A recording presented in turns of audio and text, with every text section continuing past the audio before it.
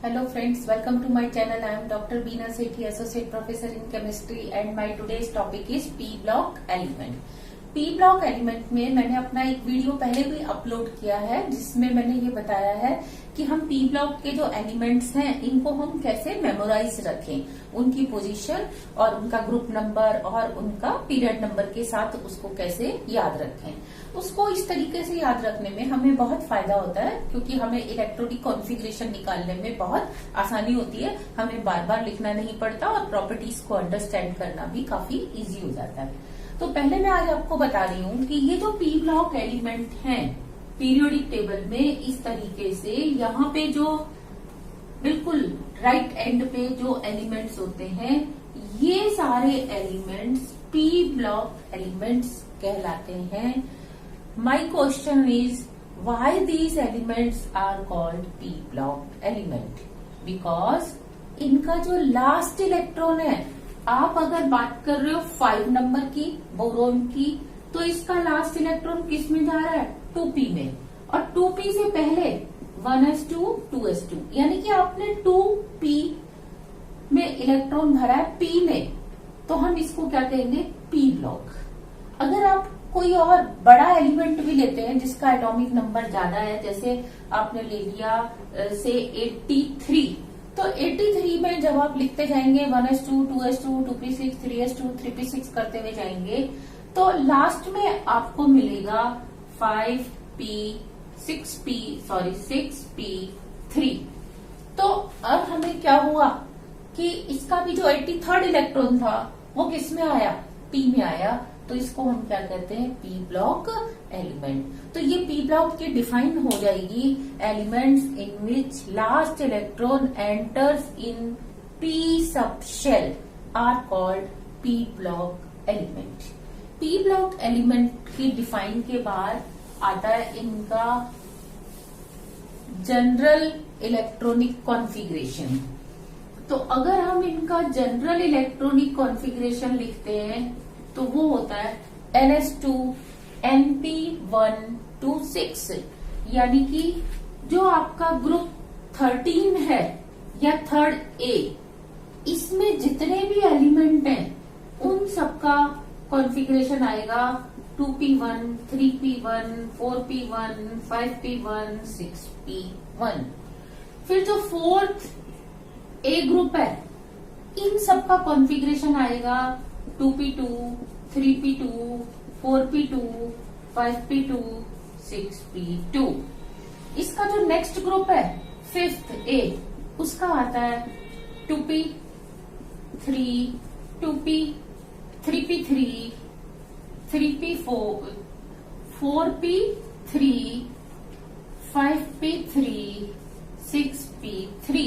अब जो इसका नेक्स्ट है उसका क्या आएगा 2p4, जो सिक्स्थ ए ऑक्सीजन वाला ग्रुप है 2p4 3p4 3p के बाद 4p4 5p4 6p4। फिर इसका जो और नेक्स्ट ग्रुप है उसका होगा 2p5 3p5 4p5 5p5 and 6p5। और जो उसका भी लास्ट ग्रुप है जीरो ग्रुप, उसका होगा 2p6 3p6 4p6 5p6 and 6p6।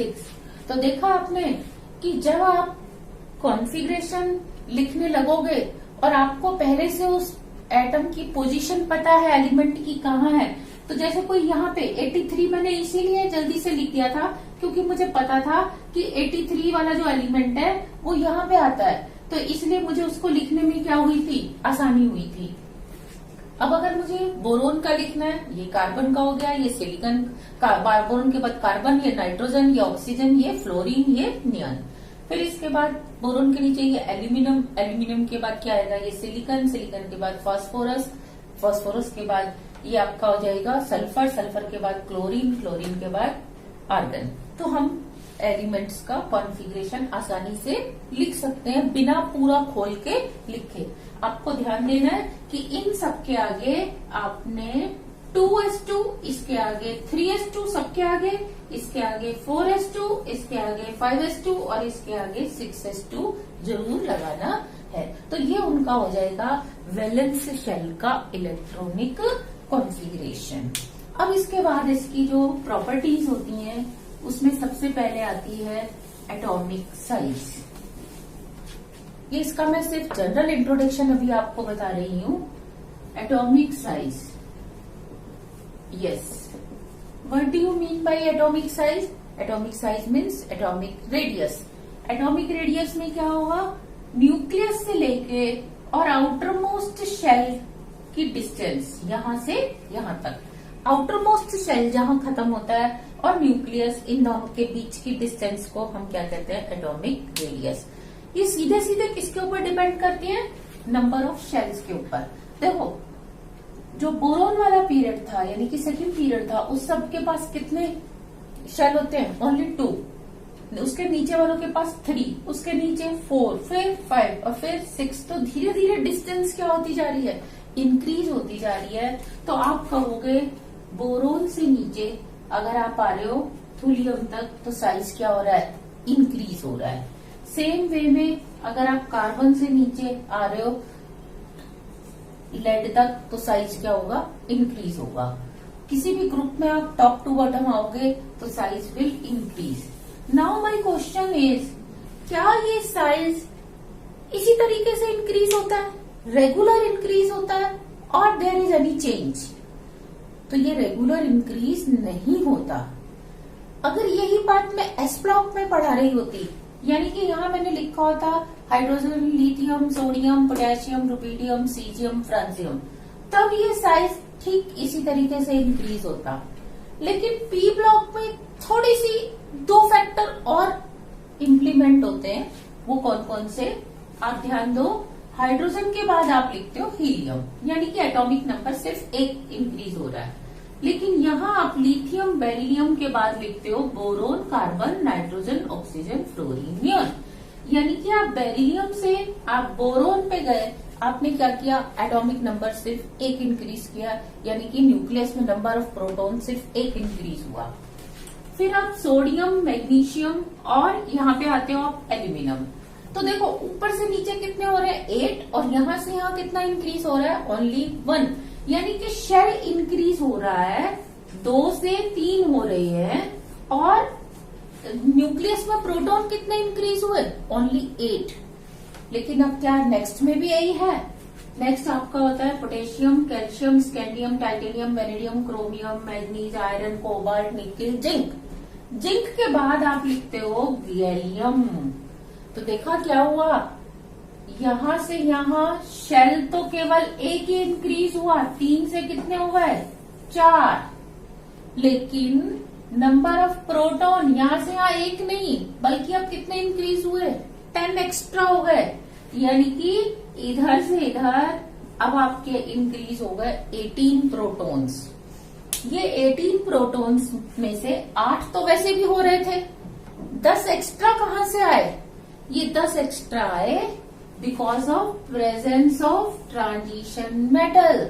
ये ट्रांजिशन मेटल यहाँ प्रेजेंट है, यहाँ पे और यहाँ पे प्रेजेंट नहीं थे। ट्रांजिशन मेटल्स में न्यूक्लियस में 1-1 इलेक्ट्रॉन आता है, लेकिन प्रोटॉन आता है, लेकिन इलेक्ट्रॉन कहाँ एंटर करता है? पेनल्टीमेट शेल में, न कि आउटर मोस्ट शेल में। तो इसीलिए शेल ज्यादा इंक्रीज नहीं होते, शेल तो केवल 1 ही इंक्रीज हुआ। तो इसीलिए यहां से यहां, यानी कि इधर से इधर तो साइज होता है इंक्रीज, लेकिन यहां से यहां साइज होता है डिक्रीज। वाई? ये जो आपको बढ़ा हुआ दिख रहा है वो एक्चुअली ऐसे नहीं बढ़ता। शेल्स तो इंक्रीज होते हैं, लेकिन साइज इतना बड़ा नहीं होता। इसका साइज इतना होता है, तो इससे थोड़ा सा छोटा होता है। और दिस कॉन्ट्रैक्शन इन साइज, ये जो साइज में कॉन्ट्रैक्शन यहां हमें देखने को मिल रहा है, ये सेकेंड पीरियड था, ये थर्ड, ये फोर्थ। तो थर्ड टू फोर्थ पीरियड में जो कॉन्ट्रैक्शन इन साइज है, it is because of presence of transition elements. That is why it is called transition effect. क्या कहते हैं इसको? Transition effect. और इस कॉन्ट्रैक्शन को क्या कहते हैं? Transition contraction. ओके, नेक्स्ट अब आप देखो यहां से यहां, अब आप जब गैलियम से इंडियम पे आते हो तो अगेन वही आपके 10 एलिमेंट्स लेंथ है, इसके ट्रांजिशन के इंक्रीज होते हैं और यहां से यहां कितने इंक्रीज होते हैं 18। तो अब ये कोई नई बात नहीं है, पहले भी 18 इंक्रीज हो चुके हैं। तो यहाँ पे हम क्या देखते हैं, साइज इंक्रीज होता है। तो आपको यहाँ से यहाँ मिलता है साइज में इंक्रीज, जो कि एक नॉर्मल ट्रेंड है। You need not to explain कि top to bottom shells increase हो रहे हैं, साइज जो है इंक्रीज होगा।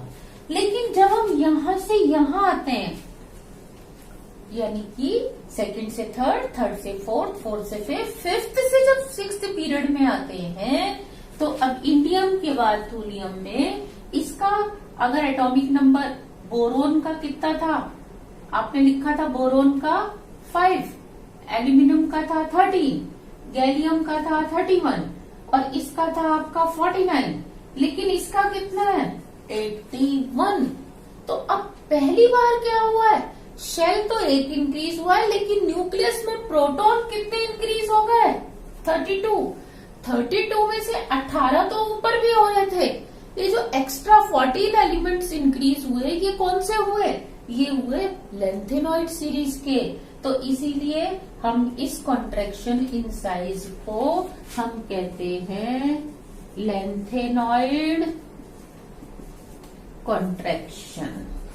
तो देखा आपने कि पी ब्लॉक में साइज रेगुलरली इंक्रीज नहीं होता, क्या होता है increase decrease, increase decrease. Reason clear है, यहाँ पे ट्रांजिशन इफेक्ट लगेगा, यहाँ पे लेंथेनॉइड इफेक्ट यानी कि लेंथेनॉइड कॉन्ट्रैक्शन। अगर आपने ये अंडरस्टैंड कर लिया तो आपको इसकी बाकी प्रॉपर्टीज पढ़ने में क्या होगी, काफी आसानी होगी। अब मेरा क्वेश्चन है कि क्या यही ट्रेंड आगे वाले ग्रुप्स में भी चलता है। मेरे कहने का मतलब है ये तो ग्रुप 13 हुआ, तो ग्रुप 14, 15, 16, 17, 18 भी क्या इसी तरह का ट्रेंड दिखाते हैं? नहीं। क्यों? आप इसको ऐसे समझो कि अगर मेरे हाथ पे यहाँ पे कोई सुई चुबो दे, मतलब कोई पिन को पिस कर दे, तो मुझे सबसे ज्यादा दर्द कहाँ होगा, यहाँ पे होगा। और जैसे जैसे मैं इससे दूर जाती जाऊंगी उस दर्द का इफेक्ट क्या होता जाएगा, कम होता जाएगा। इसीलिए पीरियोडिक टेबल में जब कोई नया कॉज जनरेट होता है, नया इफेक्ट जनरेट होता है, तो जहां पे वो जनरेट होता है उसका इफेक्ट वहां ज्यादा होता है, लेकिन जैसे जैसे आप उससे दूर जाते जाते हो उसका इफेक्ट क्या होता जाता है, कम। तो हम क्या देखते हैं, बोरोन वाले ग्रुप में यानी कि ग्रुप 13 में ऐसे की ऐसे रहता है, ग्रुप 14 में भी सेम ट्रेंड रहता है, लेकिन जितना यहाँ डिक्रीज हो रहा था वो उतना डिक्रीज नहीं होता। मेरे कहने का मतलब है यहाँ से यहाँ वो इंक्रीज हुआ, यहाँ से यहाँ वो क्या हुआ, डिक्रीज तो हुआ पर थोड़ा सा डिक्रीज हुआ, फिर ये फिर इंक्रीज हुआ और फिर ये क्या हुआ, डिक्रीज। लेकिन जब हम ग्रुप 15 तक पहुंचते हैं तो हम क्या देखते हैं, यहाँ से यहाँ इंक्रीज है, यहाँ से यहाँ कांस्टेंट, यानी कि ना तो इंक्रीज ना डिक्रीज। एक्सपेक्टेड क्या था, इंक्रीज, लेकिन इस वजह से क्या था, डिक्रीज। तो वो डिक्रीज ना होके कांस्टेंट रह गया तो भी क्या है, एक तरह का तो डिक्रीज ही है ना। फिर यहाँ से यहाँ इंक्रीज और फिर यहाँ से यहाँ कांस्टेंट। सेम वे में 16 ग्रुप होता है, लेकिन जब तक हम 17th ग्रुप पे पहुंचते हैं तो हम क्या देखते हैं, ये सारे इफेक्ट खत्म हो जाते हैं और साइज जो है वो रेगुलर इंक्रीज होता है। सेम वे में ग्रुप 18 में साइज रेगुलर इंक्रीज होता है। तो ये था general introduction of P block elements और इसके साथ साथ साइज। अब हम इसको एक एक ग्रुप वाइज करके पढ़ेंगे। ग्रुप 13 को अलग, ग्रुप 14 को अलग, 15, 16, 17। Thank you.